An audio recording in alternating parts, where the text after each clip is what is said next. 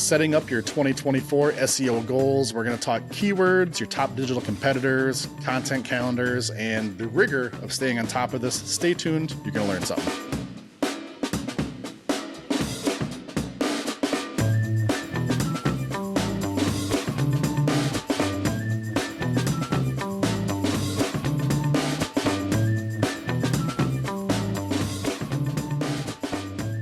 Welcome back to Local SEO Tactics, where we bring you tips and tricks to get found online. I'm your host, Jesse Dolan, here today in this episode with Sue Ginsburg. Sue, I know we're going to be talking about SEO in 2024. Why don't you set us up here with the episode today? Sounds great. It's going to be a good topic for everyone to hear. So today we will be talking about setting up your SEO goals for right now, 2024, or whatever your year or time that you're listening to this. So starting with the quote of the day, ignoring online marketing is like opening a business but not telling anyone. And that is a quote from KB Marketing Agency, and a really good quote at that. To set this up, we consistently and regularly say that SEO is like going to the gym. For better or for worse, you have to keep at it in order to keep your visibility high and your rank in searches high in the map path, number 1, 2, 3, etc. While we have the SEO reset discussion each time we at Intrix have a metrics update with our clients, we do have clients who ask us what our plan will be at the beginning of the new year, at the beginning of the quarter, at the beginning of their fiscal year, whenever they're doing their planning. At the same time that business owners are doing /strategizing/ working on creating, developing their new business plans for the year, their new marketing plans, financial plans, operating plans, etc. for a business, this is also a great time to be talking about, thinking about, and setting your SEO goals for the year while you're in this mode of thinking and planning. What does this mean? Some of the questions that you might be thinking and considering are, what are the goals for your website? What is your focus for this year? What keywords are your highest priority for this year or this next quarter or whatever the period you're looking at? Do you have any seasonality that you want to consider here? Is there seasonality impact for your keywords? Any new competitors changing the landscape? Any other changes in your landscape? Any new services or product offerings, expanded audience and or new target audience? And the list goes on and on. As you're thinking about these things, it makes a lot of sense to think about what the focus is of your SEO and make sure that it's consistent with the other plans that you're making and planning on executing. What does this all mean for content? The overarching question is, where does your SEO plan fit into your business and your business plans for the year? So with that thought in mind, let's see what Jesse has to say as an SEO expert and a business owner and somebody who is very thoughtful about planning. What are we going to do? How are we going to execute it? How are we going to reach our goals? And of course, that includes SEO to support the business goals for the year. So Jesse, what can you tell us? Yeah. Well, first, I do want to say that even though we're talking 2024 and there may be some specific things that we go through here, you made a great point. This is kind of best practices, period, right? 2025, 26, whenever you're listening to this, this is going to be kind of an SEO 101. Here's some things to get in line with your plan for the year. And then secondly, that is probably an underlying tone for all of this is a plan. There's going to be some rigor, some discipline that you have to follow it. We're not just listing out a few things to do. We're talking about your plan for 2024, what areas to look at, what areas to start executing. And some of those will be ongoing, right? You're cycling back and going through it. So a couple of precursors there. And yeah, if you're a business owner, a marketing manager, or, working on your own stuff here, just think about that. There are some chunks we're going to do early, and then there's some chunks we're going to repeat down the road, and you just don't want to get lazy in that part, right? You want to make sure yourself or your team is doing this constantly. We're not saying this is your, setting up your SEO for this month. We're talking about it in a year spectrum here. So really, really keep that with through this episode. And I think we do have to start with the basics. If we're talking about a plan, what are we going to do for SEO? You should really start with what keywords, what phrases, what kind of intentions, things like this that you do want to rank for. You should have a list of products, services, keywords. These things should kind of be in the front of your mind. But look at what you're ranking for. Check some related keywords that seem to be maybe doing poor. Just really take a look at your current keywords. We'll just call it that going forward. And just get your lay of the land, right? What's working for you, good. What's not working for you. Sue, you mentioned maybe some new products, new services for 2024. If there's some seasonality, that stuff should come into play also. Here we are in the spring, Sue, if you're looking at next fall or maybe fourth quarter, Christmas shopping, holiday season is kind of in your wheelhouse. You're going to want to start planning for that now. What are you ranking for? What aren't you ranking for? And getting ahead of that, things like that. So get your list of your keywords really, and understand where you're good and where you're bad. And then think about what doesn't exist on that list of keywords. Find your gaps, right? Again, if you got a new product, new service coming out, maybe some new idea you want to test, do some keyword research, add those keywords to your mix. So really two big buckets here. One is the keywords that you're already aware of, whether it's good or bad shape for you. And then what things are you needing to add to your marketing agenda for attacking new keywords and new product areas going forward. And I did mention intent. Sue, I know you know what we mean when we say this, but for everybody else listening, there is that classic example that we always use of a wedding band. If you're looking for a wedding band, does that mean you're looking for a piece of jewelry? Or does that mean you're looking for a live band to play at your wedding? As a marketer, think about what it is that you're offering and think about the intent of what it is, right? So go a little deeper than just that keyword and understand the intent of the patron when they're coming to find your product or service. What are they looking for? What's the spirit of it? And when you think about that, then think about those related keywords and how to expand in that area to make sure you're clearly identifying what it is that you want to get ranked for. Another way to think about intent is also, is this something that's showing somebody how to do a thing, how to fix a thing, how to learn about a thing? Is this just educational? What is the intent of the content that you're going to put out there around that keyword? Okay. So first things first, get a lay of the land on your keywords. Next area I want to talk about is assessing your top digital competitors. Again, not the little black book of people that you may know about in the industry. So we run into this all the time with clients. But actually doing some research to find out who your top digital competitors are. Those keywords that we're talking about, who's ranking for those in your market right now? You want to be, but maybe you're not in all of them, right? Which is why you're trying to work on your SEO. Who is ranking? Get a list of those top digital competitors, the ones that are constantly popping up in searches, not just the one-off, like this person was number one for that keyword, not for this other one, but who seems to be showing up often in the spaces that you want to show up on, and make a list of those as well. We're going to come back to that, but definitely find out who your top digital competitors are. I wanted to interrupt this episode quick to talk to you about a new Boost SEO program. This is not a course or a traditional SEO service or program. This is a new hybrid solution that we're putting out for businesses who can't afford to outsource their SEO, but do want to accelerate the process and learning curve for SEO and implementing it on your site.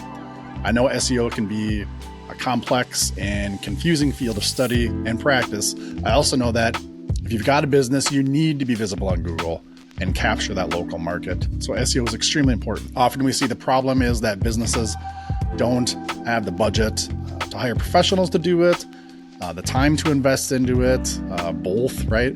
Or maybe you just want to learn and apply SEO to your business yourself, but no, it's complex and time consuming, right? A very intimidating journey, like I'm saying. If this is you, if any of this is resonating with your business and your situation, we do have good news. Check out our Boost SEO program. You can go to localseotactics.com/boost.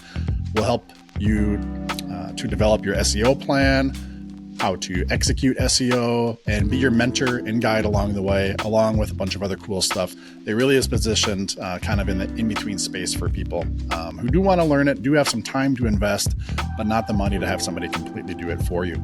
With Boost SEO, you're going to work with one of our dedicated SEO project managers with monthly meetings. We'll go over strategy, action items for things to do over the next month, performance over the previous month, look at all the analytics, really just be your guide and Sherpa along the way for SEO.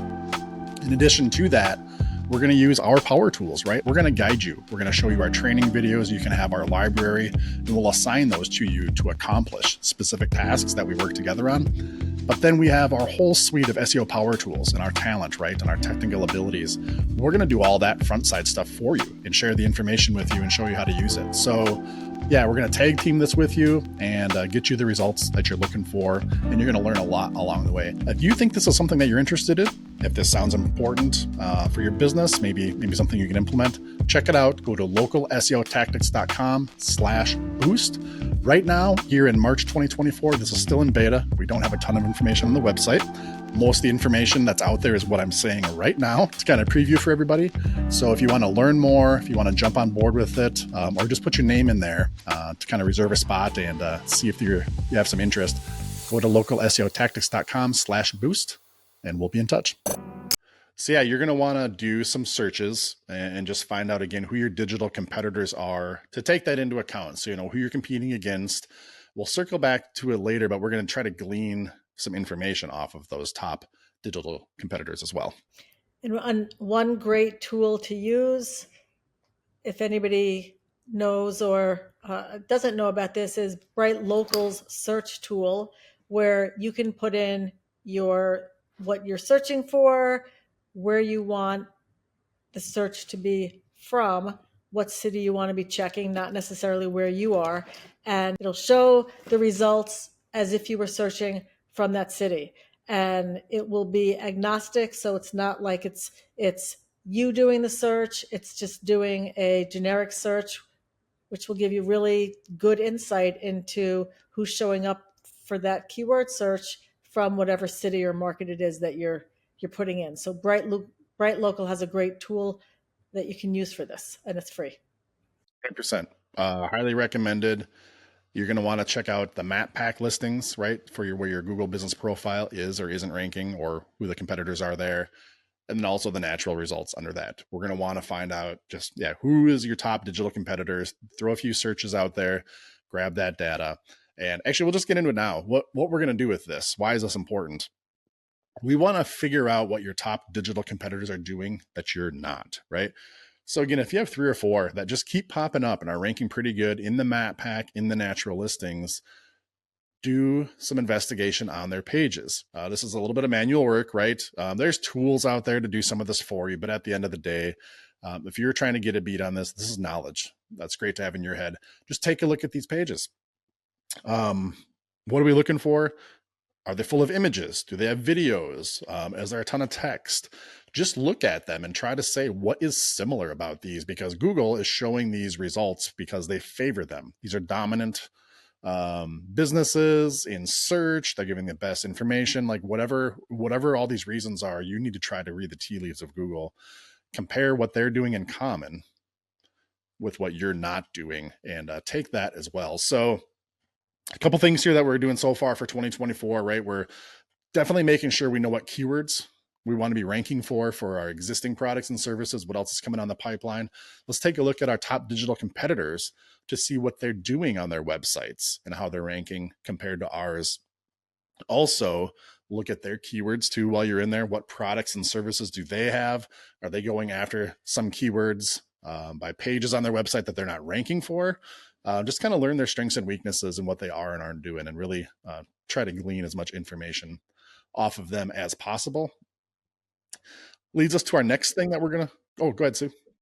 Look, sorry, before you leave that, Jesse, I was just going to say, when we have our metrics reviews, this is something that we always look at. If there is a competitor that our client says they don't even do what we do, or they're telling us can't understand why they're ranking ahead of us, well, we look into that. Some of the things we may find are they have a lot more reviews than you do, or their location might be closer to wherever the intense area of your clients are, or maybe they have a keyword in their name that you don't. But this is absolutely something that we look at in a lot of different ways, in addition to the way that you're talking about.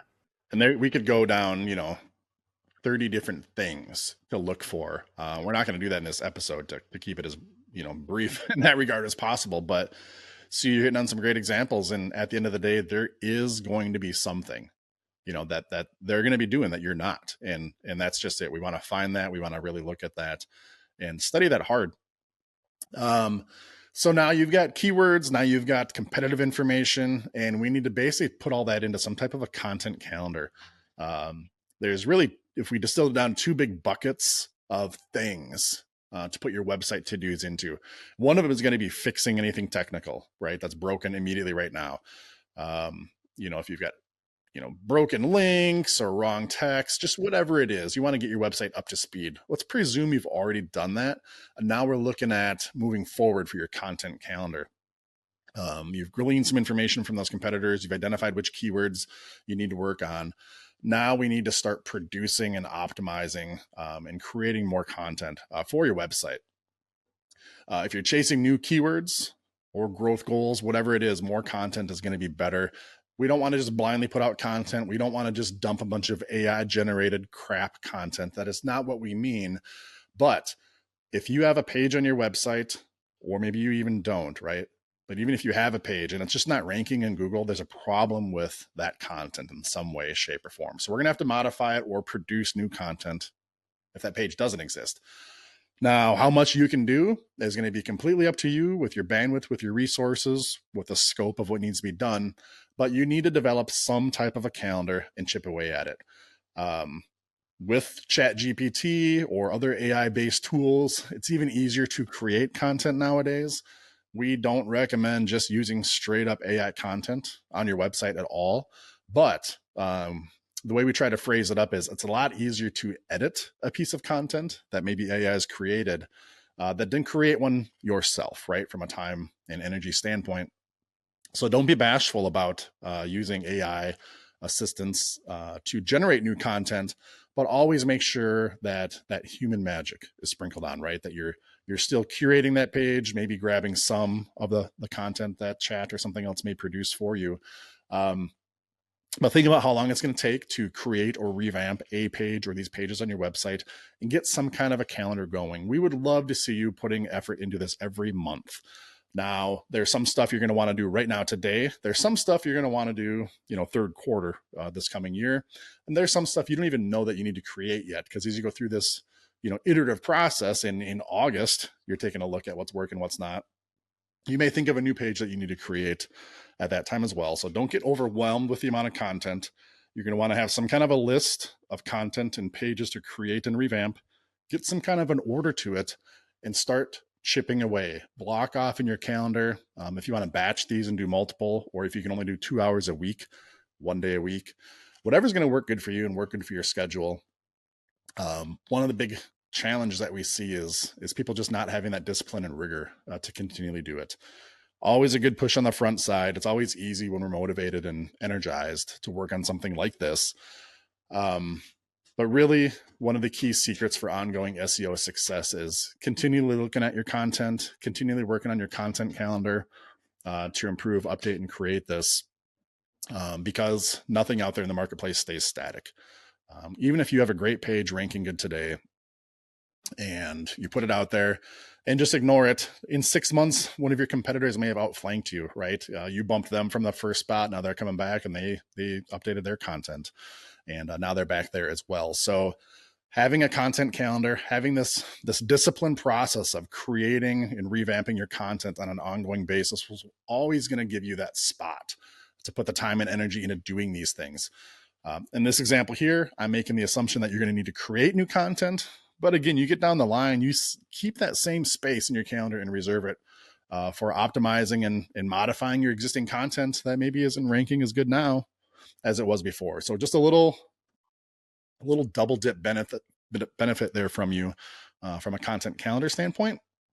Additionally, we find that when you are producing content on a regular basis, that whole process becomes easier, right? You get in that mindset of creating a new piece of content, whether it be a video, audio, podcast, blog post, a new service page on your website.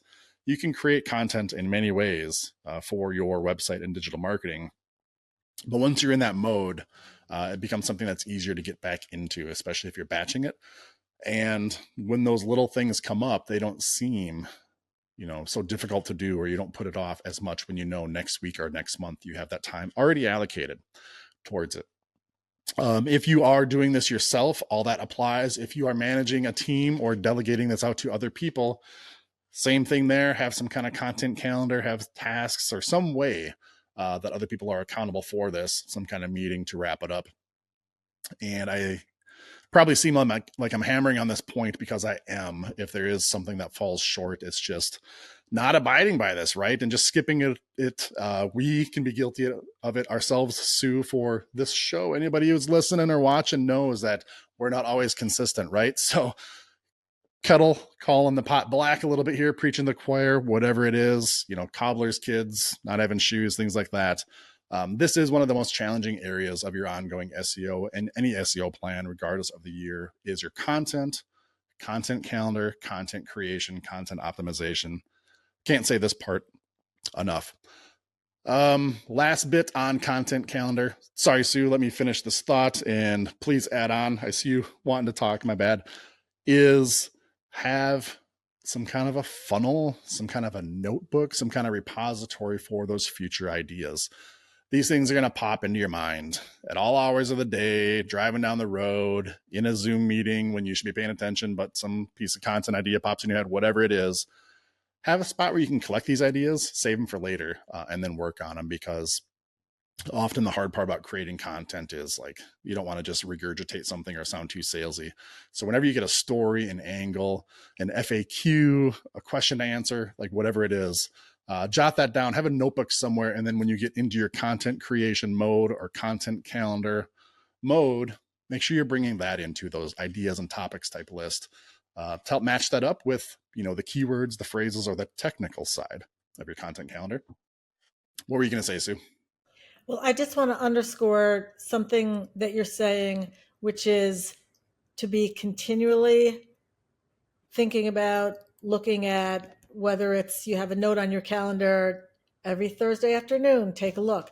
Just to give some examples of the importance of that, our dental client in Brisbane, Australia, recently opened a second office, and he decided that that office was going to have a little different emphasis than what his first office has. So that means a change in keywords. That means going through this and looking at all the things that you just said, the content, the context, your competitors, everything changes about that.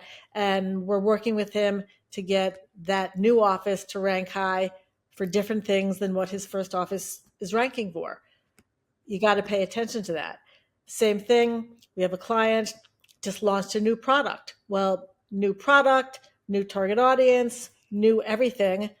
Keywords change, competition changes, and so on and so forth. You got to pay attention to those things and just include it intrinsically in your plans for when other things in your business plan happen. Yep. And if you think back to, again, the overall arc here, it's setting up your SEO goals. We're not talking about what works in SEO for 2024 here. We're not talking about latest tricks and tips for 2024. We're talking about setting up your SEO goals. I mean, these are broad. These are 20,000 foot view type conversations. So we're being a little general and vague in these, even though we're given some good specific examples, I guess. But that is the concept here, is how do we have success? What's the foundational stuff? What's the framework we need for these goals? So again, just to keep recalibrating, we want to have these keywords in mind. We want to have a clear understanding of what we want to rank for, what we're currently ranking for, and what needs some work. We want to clearly identify our top competitors in the digital space. Who is ranking now? What are they doing that we're not? And setting some goals to emulate or improve our content to keep up with the Joneses there. And then now we're talking about making sure we have a content calendar and some kind of rigor and discipline to be continually creating, improving, optimizing, and recalibrating the content on our website, which is ultimately what does rank and get us that exposure. A couple other things here. We recommend setting up to have some continued success here, setting up a monthly review. If this is just yourself, if you're a one person operation or one person department, or if any of your team is involved in these things that we've been talking about, bring them into whether it's a 10-minute meeting or a 1 hour meeting. Again, the rigor and the discipline of keeping this in front of you is ultra important. Set up a monthly review, do more of what works, fix anything that's not working. Make sure you're always looking at those action items from the last month. Did they get accomplished?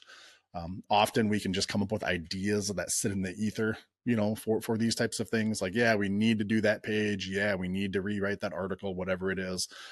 Make sure you're having regular meetings. Make sure you're assigning action items to yourself and or others, and that you're holding accountable. So internally, as the way we operate, that is how we start every meeting. Is what are the open action items from the previous meeting? Meetings aren't just to discuss; they're to put things into motion and into action. Setting up a monthly review for your SEO, for your content, for things that we're talking about here today. If you can do that for your business, you're going to keep things moving forward. Even if in that meeting you say, look, we canceled our content creation day earlier this week, we got to make sure we keep that on the calendar for next month, right? Helps you hold accountable, even if you are pushing things around. So that's going to be a key, is set up some kind of monthly review. Again, within that, identify what is working, try to lean into it, identify what is not working, see what you can do to bolster that, or maybe go a different direction if it's just not going to happen. Things like that. Another bit to include is to look ahead, not just for the right now. Sue mentioned it earlier in the intro, but is there anything that's seasonal that you should plan for? SEO takes time. Creating content takes time. This isn't being seasonal, isn't something that you want to be. Focusing on your seasonal content isn't something that you want to be doing in the season itself. You want to be a season or two ahead of it. Maybe people aren't doing a lot of searches in Google right now for, things that happen in the fall. And so your ranking, maybe doesn't seem like it's that important to you. But for sure, if you're ranking, for those seasonal keywords that matter in the fall, right now in the spring, odds are you're going to rank for them in the fall as well, as long as they stay on your radar and everything is looking good. So yeah, get out in front of it for anything that's seasonal, anything that's happening out in the future. And yeah, especially we got a note here to underline this. We mentioned Black Friday, year end 2024. There are certain things that come around towards the fourth quarter that are there every year for business. We all get super busy as business owners and managers and forget some of these things. Do not sleep on anything that's related to your fourth quarter. Start planning on it now. Those holidays, that year-end rush, everything else happens every year. It shouldn't sneak up on us, but it does. Get that on your radar. Couple other quick hitters here for your SEO goals for 2024 and or beyond. Reporting and analytics. As we talk about these meetings, make sure you have some kind of a dashboard. Sue mentioned that Bright Local tool. That's a great kind of ad hoc tool to check rankings, but you should have some type of dashboard here using Google Analytics, Google Search Console, some kind of rank tracker or feedback for what keywords you're ranking for and the history on that. You should have some type of analytics dashboard to be looking at. We would not operate just off that dashboard and kind of fly by wire only in that sense. Again, you're going to want to have these meetings. You're going to want to get sentiment from your team. You're going to want to do some research yourself on what's working, what's not, where your competitors are, all these things that we talked earlier, and then add those analytics to it and develop some process. And what are the key points you're looking at? Depends on your business. Are you looking for traffic and exposure? Are you looking for conversions and goals, filling out forms, leads, things like that? Kind of depends on your business, which one you're looking for there, but identify what those are, keep them on your dashboard. Again, incorporate that to your monthly meeting. Make sure we're talking about what is working, what isn't working, right? What have we seen in the real world? What does the data show? and just make sure you're helping.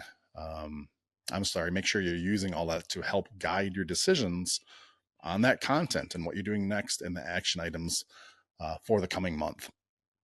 So I think that's about it, Sue, unless you have any other points. Again, for a broad overview, if you need more tips and tricks, listen to all our past episodes and future ones. We definitely are going to help you accomplish this SEO more, but we wanted to put out this episode as more of a framework on what's the big block and tackle? How do we put something in the calendar once a month to keep going forward? What are the big chunks for SEO? Things like that. Any other comments you want to add on, Sue? Well, I think recognizing that one of the great things about SEO is that you can pivot in real time. You mentioned the importance of looking at your metrics, and so many business owners that we speak to may not even know where they can find the metrics, or if they do, they're just too busy to look at them, which is understandable. But if you understand and know the insights that you can get from those metrics and truly how it can guide you to be smart with your actions for your business, then it's a little easier to put it on your calendar and do it every month, or have somebody do it every month, every quarter, or whatever the right time is for you. 100%. And within that pivoting, sometimes you may find, you're trying to go after some broad, popular keyword, maybe not having a ton of traction, but if there's another keyword, maybe it's lower volume, but is how to do the thing or why to do the thing or how to fix the thing, right? If there's some other tangential keyword that can maybe still get you to sell the product or service you were looking at, but coming at it from a different angle. And if you can really help somebody, that's a quick pivot you can make, repurpose your content, maybe create some new stuff. Um, yeah, that is one of the big benefits of SEO is the agility, that we have with the digital marketing and your website. We've talked in plenty of episodes about leveraging that even to get ahead of things. If you don't have a product or service that somebody could buy right now today, you could still create pages and market it to get traction, get penetration, generate some interest, which is kind of a pseudo pivot there. But yeah, good stuff. And I hope everybody is able to steal some of this and put it into play for their action items and strategy. And again, I would emphasize we're talking about it for the year, but this could be done at any time, whether it's your fiscal year, whether it's a change in your business, new product launch, new location added, or one other really good example that I can share from what we've seen with the client is we have a manufacturing client, very successful, and they realized that they were getting more and more requests for components for solar panels. Okay, solar continues to become more and more popular. So they talked to us and we did a slight pivot, and now we're putting them out there more to be found for these components that they provide for solar panels. It works. They listened and heard what was being requested and talked to us about it, and we can make that happen. So it really does work in real life. Going back to our framework, Sue, if you're having this construct, right, of what you're looking at, what is working, what's not, having these meetings, you roll out the red carpet to be able to pivot, to introduce these ideas, have these discussions. If you're listening or watching, if you don't have this kind of structure and rigor, I don't know, just challenge yourself. Is there an idea that you've had for a while or ideas that have been floating out there that just haven't been, put on the table and turned into action items? If you're having these meetings, if you're having this content calendar and putting these things in place, you're forcing, those issues, right? You're making sure that you look at that notebook full of ideas that you've been sitting on a regular basis, and you can not only pivot, but pivot quicker, do these things quicker, and just get people thinking about it as well. And it can lead to a lot of improvements in your online visibility. So good examples. Okay, so I will say if you remember one thing and one thing only, remember this.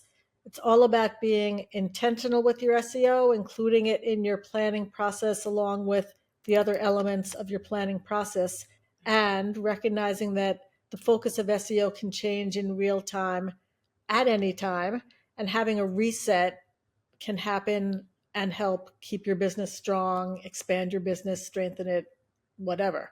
If your business goals change, whether that's the beginning of the year, the beginning of the quarter, a change in your business, that's a time to make sure that your SEO goals remain consistent with what the change in the business is and the business plan. So SEO is there to support the goals of your business. And in order to do that, you need to pay attention and let it change as the business goals of your business change. It's a great thing about SEO. So again, quote of the day: ignoring online marketing is like opening a business but not telling anyone. That is such a great quote. Use your online marketing and your SEO to let everybody know what you're doing and how you can help them. Yeah, it's the glue for all the other stuff. We talk about that all the time, Sue, right? Like brochures, banners on the side of a bus, like whatever it is, people are going to go to your website. Even if you're not thinking they are, you can't ignore this. That is a great quote. All right, I think that wraps this episode up. Hopefully everybody listening, like I said, got a few nuggets that you can take out of this, some items or ideas to steal and implement for yourself. And yeah, good luck on your 2024 SEO game plan and beyond, wherever it may take you. We hope you enjoyed this episode, and we'll catch you on the next one. Take care.